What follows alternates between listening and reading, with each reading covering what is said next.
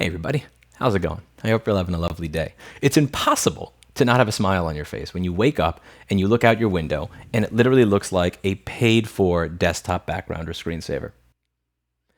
This used Sony AX53 camera does not do justice to just how beautiful the scenery is outside this window.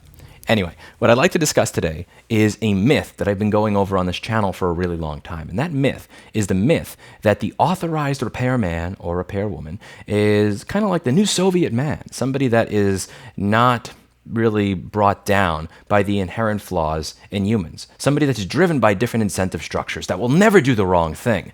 It's something that has bothered me for a really long period of time. You'll often hear lobbyists in opposition to right to repair talk about how important it is that only an authorized person work on your product because they know it best, because they're not going to mess around with any of your private or personal data, because they're going to do the repair properly. They'll always use proper parts.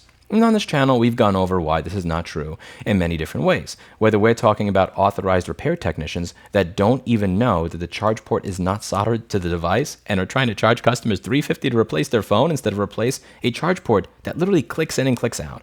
Whether we are talking about them leaking a customer's sex tape, not just leaking it, but logging into that own customer's account to upload it so it looked like the customer chose to do it themselves. Whether we are talking about authorized repair stealing a phone and then trying to get into it, or whether we're just talking about the fact that many of them are run like literal sweatshops. Authorized repair is far from perfect. In fact, in my opinion, in many cases, it's genuinely horrible, regardless of the manufacturer. They do not have the same incentive structures in place that independents do to do a good job. Now, one thing you'll always hear is, well, at least you know that you're getting an original part when you go there, unlike going to those filthy, unauthorized repair people.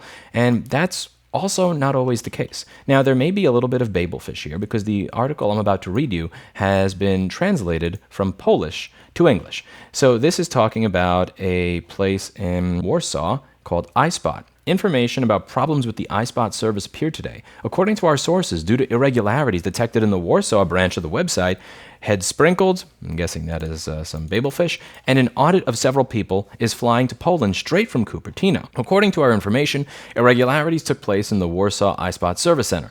They concerned detected frauds committed by service technicians, allegedly consisting in replacing parts in damaged telephones. iSpot reacted quickly and sharply. It immediately fired several service workers.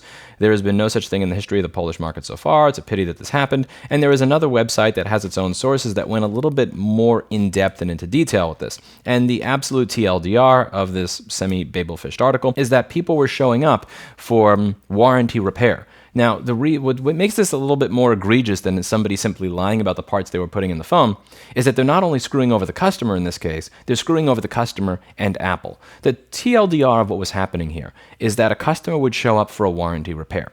After the customer shows up for a warranty repair where they're expecting their screen to be replaced for free under warranty because they didn't break it themselves, they are then given a screen that is not the original screen.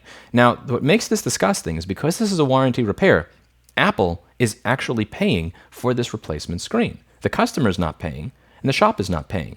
Apple is paying for that replacement screen to be put into the customer's phone. And they are sending them a good screen. And then what they're doing is they're putting a cheaper screen in the customer's phone. And then, well, what's the point of that? Well, now you have a stock of good screens that were paid for by somebody else, which were worth more than the knockoff screens. So there are a number of different things you can do with those screens. You could hoard them for use in other repairs that are off the books. You could sell them for profit. So the customers were not getting original screens, even though they were going to an actual authorized place. If you walk into my store, I will always tell you the truth. I am not able to get original screens anymore. There was a point in time where I could get something that was close to original, that looks as good as original, has the same LCD. Those days are long behind us. I cannot do that anymore. If you want an original screen, please do go to the Apple Store. We're honest. They were actually Apple authorized, and they were not giving people original screens. Why? Because it doesn't matter if you are authorized or unauthorized, human greed is a constant, and it is a constant regardless of whether you have a little piece of paper on your wall that says that you were authorized by the manufacturer. The same thing goes when it comes to safety and security. Again, the authorized man can still steal your stuff. The authorized man can still go through your sex tapes. The authorized man can still not have a fucking clue how your device is put together. And in many cases, the authorized man may do that because the authorized man gets paid jack shit. And this is a really important point to drive home.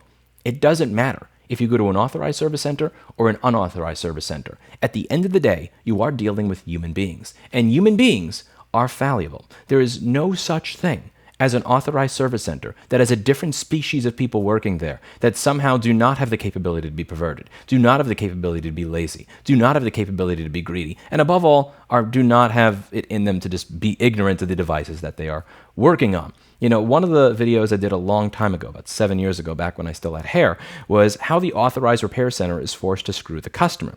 And in that video, I was going over how there are certain metrics that are involved in grading whether or not a repair center did their job that incentivize them to not always tell the truth or do a perfect repair because they are judged by bean counters rather than by managers that actually look at the work that they're doing and judge it on its own merits. But further, I was going a little bit on about the rates that you get paid. So I was just looking at Lenovo for one instance, but it's very similar for Toshiba and Acer and others. One of the things that is crazy are the actual rates that they pay out. You know, it'll be like for an incredibly advanced thing that will take several hours. So, you know, I think it was like 55 or 75 bucks for something that's fairly difficult, like $25 for a basic thing, like 13 to 15 bucks. The rates that most authorized repair shops get to do a lot of warranty work is genuine trash. And one of the lessons that I hope people get out of this is that you shouldn't demean yourself to doing work that you don't want to do and then make up for the lack in salary by stealing or screwing people. Don't demean yourself like this. I can understand why an authorized shop would seek to try and make money on the side in this way. As I've mentioned in many of my videos, I have no idea how these people make any money. I fundamentally don't understand how you make money. Again, as I said in this video, when you are telling a customer that you need to replace their phone at $350, have it take a week or two, and erase all their data because you cannot replace a $5 charge port that is literally clipped into the phone. Like you use your fingernail, you do this, you take the screws out, you take another charge port, you put it in, you do this, put 2 screws in, and you're done. Like, the fact that they are not willing to do that repair that you could easily charge $50 to $100 for, make 50 to 100 bucks inside of 10 minutes like that, they can't do that. I have no idea how they compete. I have no clue how authorized repair shops make any money. They can't do board repair. They cannot do screen-only repairs. They have to do entire display assemblies. They cannot do keyboard replacements. They have to do entire top case replacements. It is horrible. I don't know how they make money. And I do empathize with them when they are doing this type of shady shit to some small extent because I get that their business model, their ability to pay their rent, their employees, I have no idea how you do this when you are Apple authorized. I genuinely don't. You're a better business person than me if you can make things work with those garbage margins, and you're most certainly a better salesman than I am if you're able to get customers to pay $350, wait a week, and lose their data instead of go down the street and pay 50 bucks or $100 to get their charge port replaced in 5 minutes and keep their data. I understand why they are pressured to do this, but what I would suggest is that you don't enter these types of arrangements. So one example, I don't do iPhone 7 audio IC replacements in my store. It's a repair that I'm perfectly capable of doing, and I'd be happy to do one on camera someday. But there are many people that are willing to do that job for $35 to $40 now. And to take the entire phone apart, soup to nuts, take the shields off, take a chip off without screwing up baseband of the CPU with heat, run numerous micro jumpers so that it actually lasts, which is necessary for it to be done properly, put the chip back on, reassemble everything, test everything, deal with the customer service and everything else. It's not worth it to me to do that for $40 or $45. So rather than try to find some scamming way to upsell them and to steal crap out of their phone or any crap like that to make it worth it, I just don't do it. I'll just say, here, try this other place. I don't enter arrangements that are so bad for me that I am then forced to lower myself morally or ethically in order to make up the money lost by taking on the crappy agreement or arrangement. And I'm confident that you're probably going to see more shops that do stuff like this because, as I said, the amount of money to be made as an Apple authorized service provider, it's going lower with each passing day.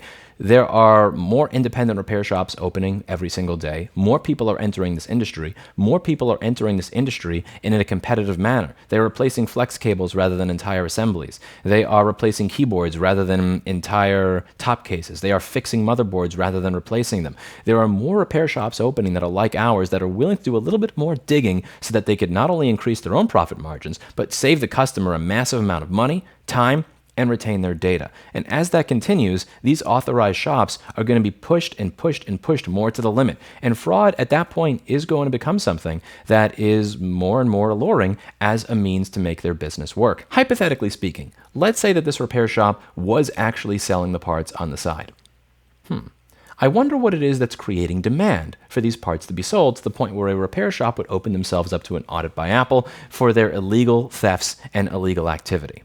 Maybe it's because you don't make them available to anybody else. Now, many of you may be saying, well, why don't you just join Apple's program if you want to be able to get original parts? Why are people stealing? That's no excuse. As you can see in this video that I did that actually somehow manages to have worse lighting than the video that I'm doing right now, is that if you join that program, you're not able to get access to schematics and board views. That's considered contraband, and that could open you up to an audit. You're not allowed to have access to certain things like ISO 9240, CD3217s, even just LCDs by themselves that I use to do my job. All of these items would open me up to an audit by Apple, and they can continue to expect me for years to come if I have anything in my shop that's used for an actual repair. If these restrictive policies did not exist, but further, if it was possible for people to actually purchase these items without entering these restrictive agreements, maybe less people would be open to prison time for theft just to make a few extra dollars selling something on the side to somebody who's actually willing to purchase that item from somebody who stole it. Just something to think about. Let me know what you think in the comments down below. Do you think I'm going a little too hard on unauthorized repair, or do you think that this is right on the money? I did not start this. I did not start this by saying independents are always better than authorized. This was started by the manufacturer, who has consistently, for 13 years, told all of my customers when they go to one of the Apple stores or AASPs, you shouldn't go to this guy. He's probably going to use knockoff parts. He may break your stuff. You don't know what he's going to do, blah, blah, blah. And after 13 years of hearing that, I'll be honest, I'm just kind of sick and tired of it, and I'm willing to start hitting back. That's it for today. And as always, I hope you learned something. I'll see you all in the next video. Bye now. I'm going to go outside now because look at this. It's freaking beautiful up here. I genuinely love it. Anyway, I'll see you all later.